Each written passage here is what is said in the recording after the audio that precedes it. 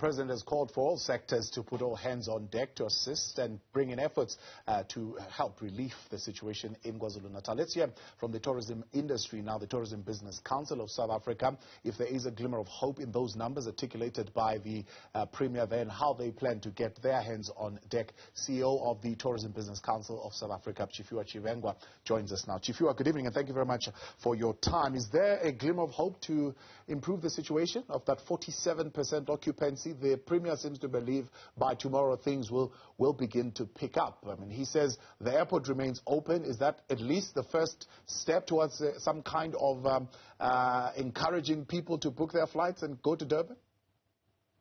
Well, thank you for having me. I think, first of all, condolences goes to the families that have lost their loved ones in this terrible, natural tragedy, whereby we've seen these rains coming down and really, devastating, many families across the KZN area. And our condolences and prayers are with the families. As far as tourism is concerned, the figure of occupancy that the Premier have spoken about, it's lower than what we expected. We were expecting around 90% occupancy. We were preparing for a weekend that was going to be one of those fantastic ones within the KZN area. We do know that lots of South Africans like to get in their vehicles and drive to KZN, enjoy the beach, enjoy the attractions, and many other things that KZN has to offer.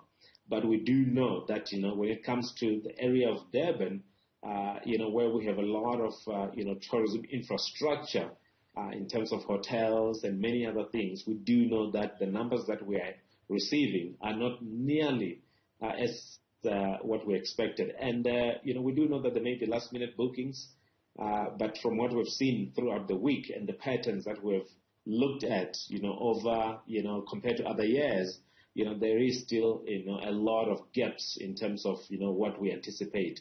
However, we are open for business. We do, have many of our infrastructure open. As much as we are experiencing some of the challenges when it comes to, the water infrastructure in the Mtlanga area, which is a very high sort of area where, the pumping of water from Umgeni, has not been sufficient. We do know that, many insurance companies are really evacuating some of the guests that, are with them from the insurance of their houses point of view into our hotels. So we are open for business. We are, we understand that there's a challenge for water. There's challenges around the roads. There's challenges around electricity.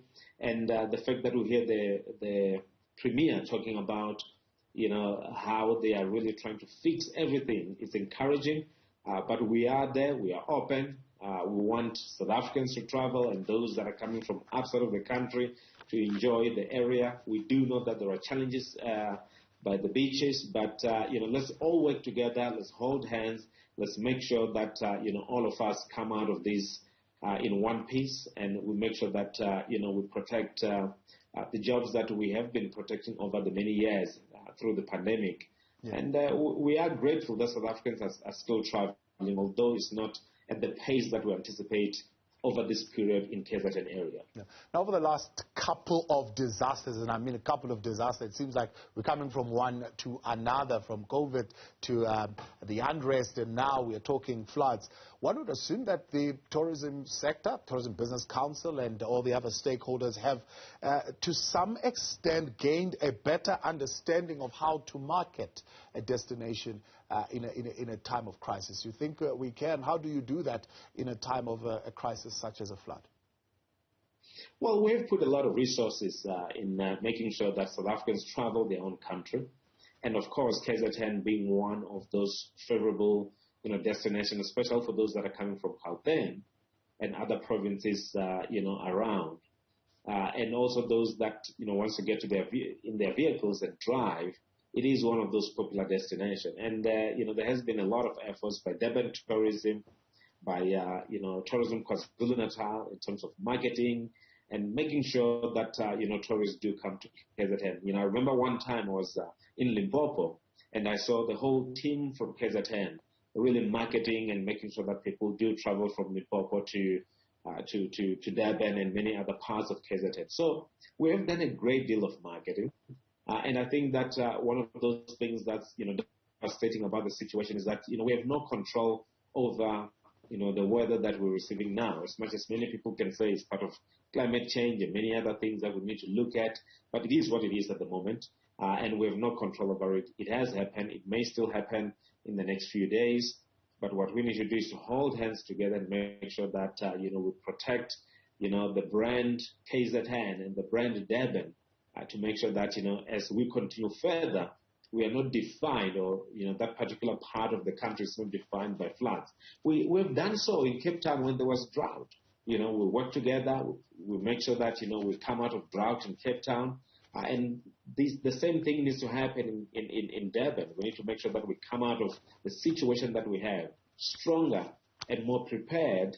And this calls for, local government to work together with provincial government as well as national government to make sure that the infrastructure that we have is well maintained and is protected, and the people, more so than tourists, the communities around are able to use that infrastructure. They're able to rely on it, and therefore tourists can come afterwards and be able to rely on the same infrastructure. So we've got to work together. We've got to make sure that whatever we need to see happening happens.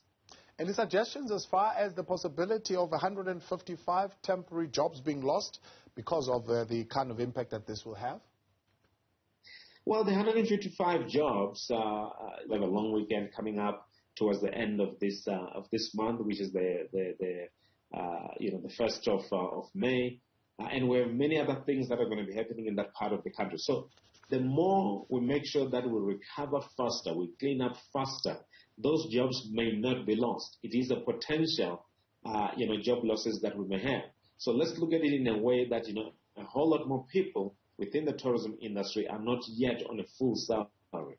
So when you have a lot more of this type of situation, you have people that are being prolonged into earning full salary. And also the informal side of tourism, whereby people go to the beach, they may be preparing to sell T-shirts, hats, and they may have been, making some, artifacts at home and many other things to sell during this time. They will be affected. So those are the jobs that we need to figure out how to protect, and we need to figure out how to move faster in terms of the recovery from this provincial disaster, to make sure that come the next long weekends, we have more people coming into KZN, and both formal and informal side of tourism businesses are able to recover. The resilience of the sector, we've seen it being resilient coming out of the COVID pandemic and major lockdowns, and we've seen locals really buying into the slogan of travel your own country. You think we'll be able to survive this disaster as well? Now, we will survive this disaster. There is no way we can't. As a tourism industry, we're very resilient. We've gone through many disasters. We're just coming out of COVID-19. 2 years of devastation, and we are picking up, across the country. So we will survive what's going on in KZN. We have survived wars. We've survived natural disaster, Ebola, and many other things. This is one thing that we need to work faster on to make sure that that region, survives. And we definitely are sure that, Durban has a lot to offer. KZN has a lot to offer. A lot of South Africans and international guests who wants to go to that part of the country. We definitely need to work harder in restoring the services, from water to electricity to the roads to cleaning up the beach, to make sure that we return to some level of normalcy. But from the tourism point of view, as soon as that's done, more people will be willing to travel, they will be booking, and we need to take advantage of the next long weekends that we have to make sure that the recovery is faster than what it should be. Tourism Business Council of South Africa CEO, the Chief Chivenga, calling for a faster recovery.